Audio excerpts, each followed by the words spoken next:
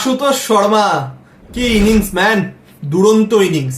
একার হাতে তিনি আজকে দিল্লিকে জেতালেন লখনৌয়ের বিরুদ্ধে। এক উইকেটে ম্যাচ জিতেছে দিল্লি। দেখে একটা সময় মনে হচ্ছিল যে দিল্লি কত রানে হারবে, 50 রান, 60 রান, 70 রান, সেই ক্যালকুলেশন হয়তো তাদের সমর্থকরা করছিল। তিনি যখন ব্যাটিং করতে আসেন তখন দলের স্কোর ছিল 65 রানের 5 উইকেট। দলকে চেস করতে হতো 210। 1%ও আশা হয়তো কোনো সমর্থক দেখেননি, কিন্তু সেই জায়গা থেকে স্টাফসের সাথে দুরন্ত পার্টনারশিপ আশুতোষের। দেন নিগম আসেন, নিগম এসে 15 বলে 39 রানে গুরুত্বপূর্ণ ইনিংস খেলে যান। তারপর বাকি কাজ নিজে দাঁড়িয়ে থেকে শেষ অব্দি করে ম্যাচ জিতে যান আশুতোষ। 31 বলে 66 রানের দুরন্ত ইনিংস, এবং তার সাথে লখনৌয়ের মিসফিল্ডিং, এবং সব থেকে গুরুত্বপূর্ণ লাস্ট ওভারে মোহিত শর্মা যখন স্ট্রাইকে ছিলেন, 6 বলে 6 রান বাকি, বোলিং করতে আছেন শাহবাজ আহমেদ, সেখানে স্টাম্পিং মিস করেন ঋষভ পান্ত। এই মোমেন্টে আপনি যদি স্টাম্পিং মিস করেন তো আপনি ম্যাচে ফিরতে পারবেন না, কারণ ভাইজ্যাকের মাঠ একেই ছোট মাঠ, ফ্ল্যাট পিচ, রান হবে। পরের দিকে ডিউ ফ্যাক্টরের জন্য সেকেন্ড বল এসেছিল, স্পিনারদের জন্য অতি অবশ্যই বল, কিছুটা স্পিন হচ্ছিল, কিন্তু এমনও আহামরি কিছু বল গ্রিপ হচ্ছিল না যাতে ব্যাটসম্যানরা স্ট্রাগল করবেন। সেই জায়গাতে জানা কথা 200 রান তো কম করে দুই দলই বানাবে। তো সেই জায়গাতে মেন মোমেন্টে যদি আপনি স্টাম্পিং মিস করেন তো আপনি ম্যাচটাকে মিস করে ফেলবেন। তো ঠিক তেমনটাই হয়েছে, স্টাম্পিং মিস হয়, তার পরে বলে মোহিত শর্মা 1 রান নিয়ে নেন। আশুতোষ এর কাছে একটা বলই দরকার ছিল 6 মারার জন্য, তিনি 6 মেরে ম্যাচ শেষ করে দিয়ে চলে গেছেন। এবং দিল্লি ব্যাটিংয়ে কেন বোলিংয়েও দুরন্ত কামব্যাক করেছে, কারণ আজকে নিকোলাস পুরান আর মিচেল মার্শ যেভাবে ব্যাটিং করছিল দেখে মনে হচ্ছিল 230 থেকে 240 কম করে যাবে, কিন্তু সেই জায়গাতে 209-তে আটকে দেয়া লখনৌকে ক্রেডিট দিতে হবে দিল্লির বোলারদেরকে, এবং স্পেশালি মিচেল স্টার্ক যে মুহূর্তে এসে নিকোলাস পুরানকে আউট করেছিলেন। তো শুরুতেই লখনৌর হয়ে মার্করাম ব্যাটিং করতে আসেন এবং সাথে মিচেল মার্শ। মার্করাম প্রথমে আউট হয়ে যান, তারপর মিচেল মার্শ আর নিকোলাস পুরান দুরন্ত ব্যাটিং করেন। তারপর মিচেল মার্শ যখন 72 রানে আউট হয়ে যান তখন আসে ঋষভ পান্ত, তিনি 6 বলে 0 রানে আজকে আউট হয়ে যান। তারপর নামেন মিলার। মিলার লাস্ট অব্দি নট আউট ছিল, 29 রান করেছিল, কিন্তু আজকে মিলারকে দেখে কখনোই মনে হয়নি যে তিনি তার নিজ ছন্দে রয়েছেন, কারণ তিনি যদি নিজের ফর্মে থাকতেন তাহলে এর সাথে আরো কম করে 20 রান বেশি হতো।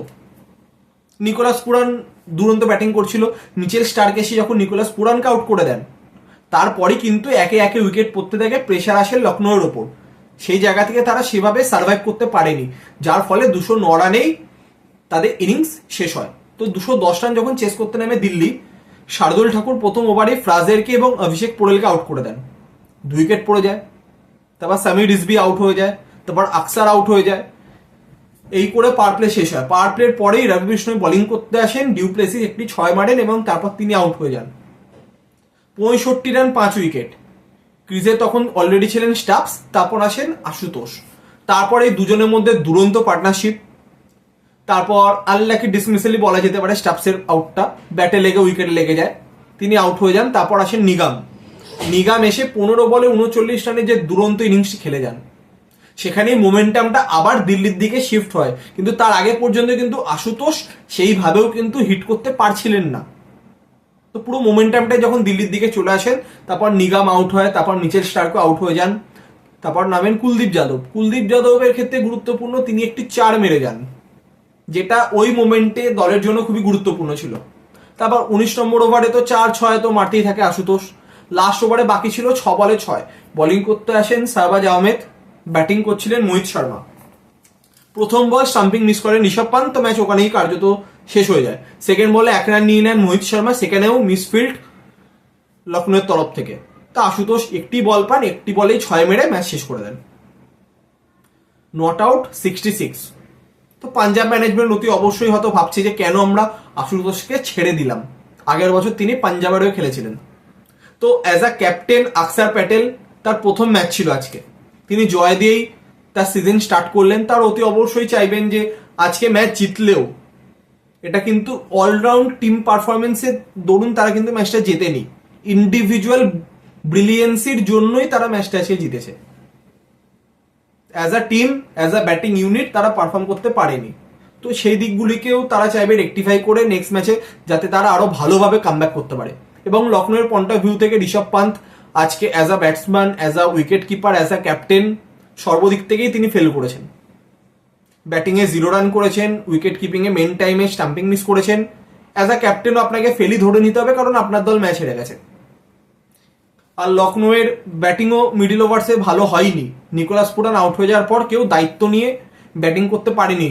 দায়িত্ব নিয়ে ব্যাটিং করতে পারলে তাদের যা ব্যাটিং লাইন আপ ছিল ইজিলি 225 থেকে 230 তাদের করা উচিত ছিল। তারা করতে পারেনি। তারা অতি অবশ্যই চাইবে নিজেদের ভুল ত্রুটি শুধরে যাতে তারা নেক্সট ম্যাচে কামব্যাক করতে পারে। তো এই ছিল আজকের ম্যাচের আপডেট। তো আগামীকাল পাঞ্জাব প্রথমবারের জন্য মাঠে নামছে এবং তারা অতি অবশ্যই চাইবে জয় দিয়ে তাদের যাত্রা শুরু করতে। শ্রেয়াস আইয়ার এবছর পাঞ্জাবের হয়ে খেলছেন। তো কালকে Punjab versus Gujarat mega match. কালকেরও বিস্তারিত আপডেট নিয়ে অতি অবশ্যই দেখা হবে কালকে একটু নতুন ভিডিওতে। তো আজকের মতো এতটাই।